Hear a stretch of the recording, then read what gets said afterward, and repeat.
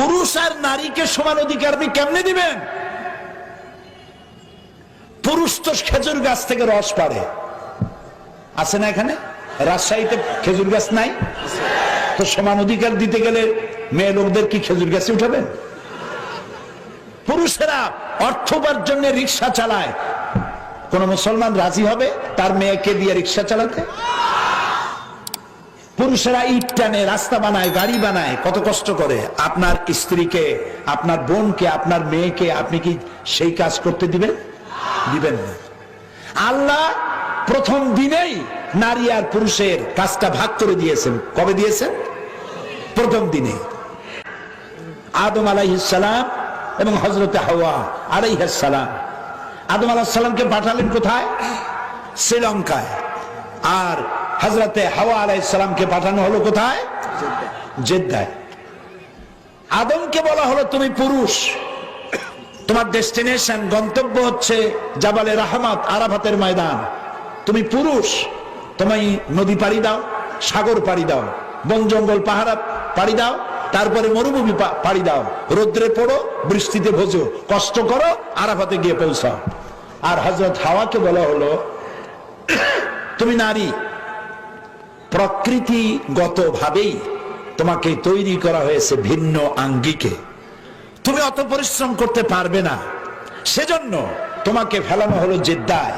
মাত্র ৭৫ থেকে ৮৫ কিলোমিটার দূরেই হচ্ছে তোমার স্বামীর সাথে মিলিত হওয়ার জায়গা, আরাফাতের ময়দান, জাবালে রহমত। তোমারটা কাছে করে দিলাম, ও পুরুষ, তারটা দূরে করে দিলাম। প্রথম দিনেই আল্লাহ প্রমাণ করে দিলেন পুরুষের পরিশ্রম বেশি, নারীর পরিশ্রম কম।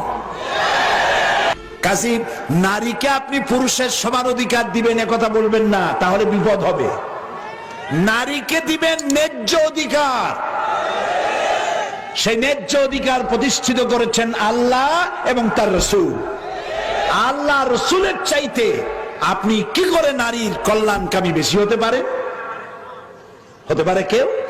কেউ পারে না। সেজন্য আল্লাহ রাব্বুল আলামিন নারীকে অধিকার, এই যে যারা বলে যে বিয়ে করেছি মা বাপের মায়ের খেদমত করবার জন্য, মা বাপের খেদমত করার জন্য বিয়ে করেছি, কোন কোন পুরুষ এরকম বলে, রাজশাহীতে বলে এরকম। এই কথাটি আদৌ ঠিক নয়। আপনার বউর কোন ঠেকা পড়ে নাই আপনার মা বাপের খেদমত করা, তার জন্য আপনার মা বাপের খেদমত করা আপনার বউয়ের জন্য ফরজ নয়, ওয়াজিব নয়, দায়িত্ব। তিনি করবেন, এটা তার দায়িত্ব, কিন্তু আল্লাহ তাকে বাধ্য করে নাই। আপনার মা বাপের খেদমত করা পুরা ফরজ দায়িত্ব আপনার নিজের। বরং স্ত্রীকে দিয়ে আপনি খেদমত করতে বাধ্য করতে পারবেন না।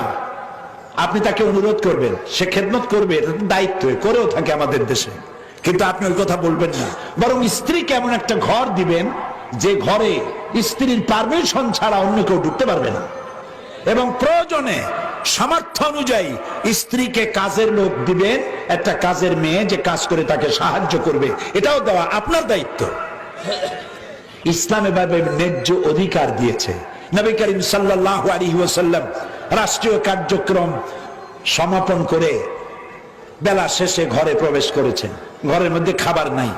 হযরত আয়েশা বলেন রাদিয়াল্লাহু তাআলা আনহা, আমি ঘরে নাই কিছু, রান্নাবো কি? যা ছিল কুড়ায় কাছায়া একত্রিত করে রান্না করতেছি, দেরি হয়ে গেছে। রাসূল ক্ষুধার্ত, ঘরে ঢুকে আমার দিকে, রান্না হয় নাই এই দৃশ্য দেখে ভ্রু কুঞ্চিত করেন নাই,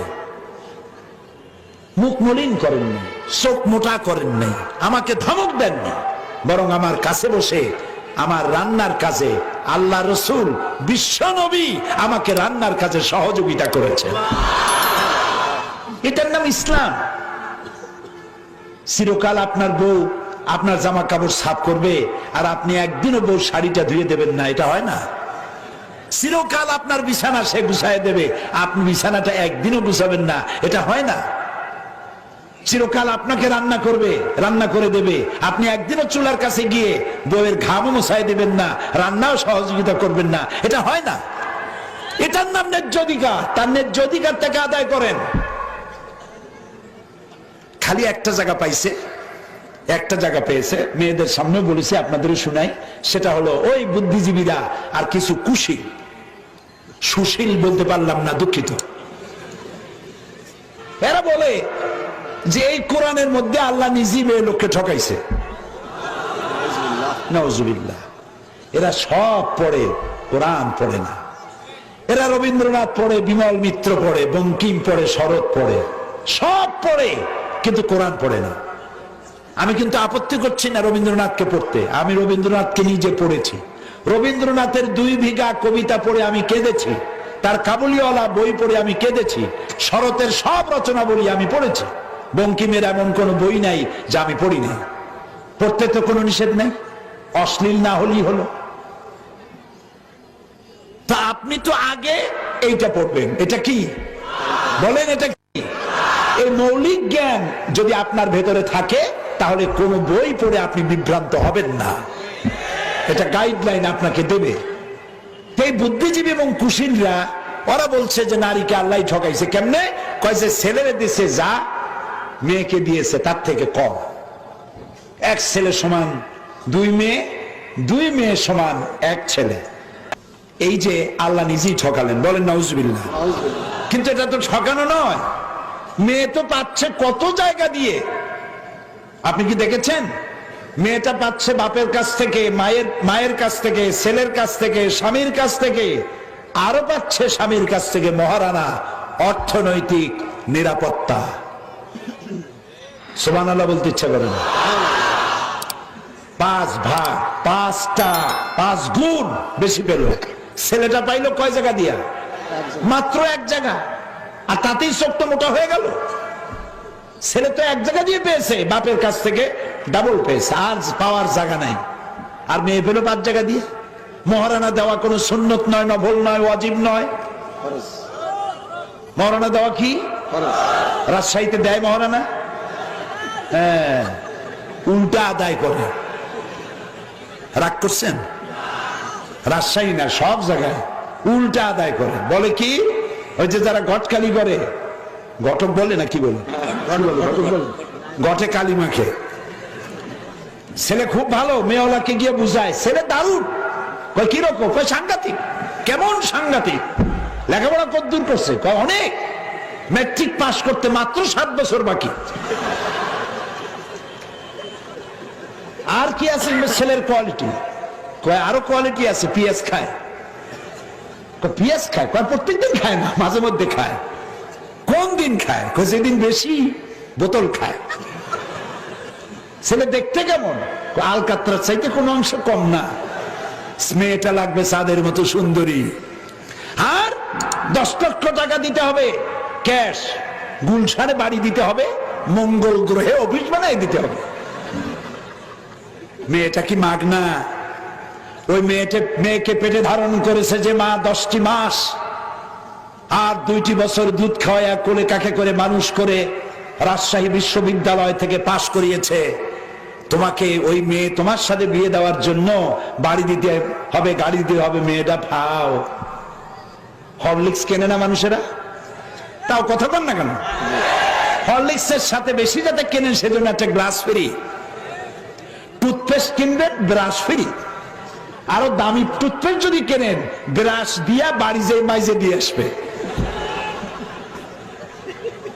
তা আপনি যেমন ফাও পান, সেই জন্য টেলিভিশন নেবেন, গাড়ি নেবেন, বাড়ি নেবেন, ফার্নিচার নেবেন, মেয়ে নেবেন ফাও। এই ধরনের ছোট লোকদের কাছে মেয়ে বিয়ে দিবেন না, শপথ করুন মেয়ে দিবেন না। যৌতুক নেওয়া হারাম। শ্বশুর যদি ইচ্ছে করে কিছু দেয় আলহামদুলিল্লাহ, আর যদি না দেয় নাউজুবিল্লাহ। নাকি? যদি ইচ্ছে করে কিছু দেয় দিতে পারেন, তা দিতে হবে মেয়েকে। ছেলেকে দেওয়ার রেওয়াজ নাই ইসলামে। রাসূল করিম বলেন সাল্লাল্লাহু আলাইহি ওয়াসাল্লাম কলিজার টুকরা মেয়ে মা ফাতেমাকে বিয়ে দিয়েছিলেন কার সাথে? রাসূল কিছু উপহার সামগ্রী দিছিলেন। কি দিছিলেন কোন তো? জাতা, তোশক, পানি রাখার সরাহি। এগুলো কি পুরুষের জন্য না মেয়ে লোকের জন্য?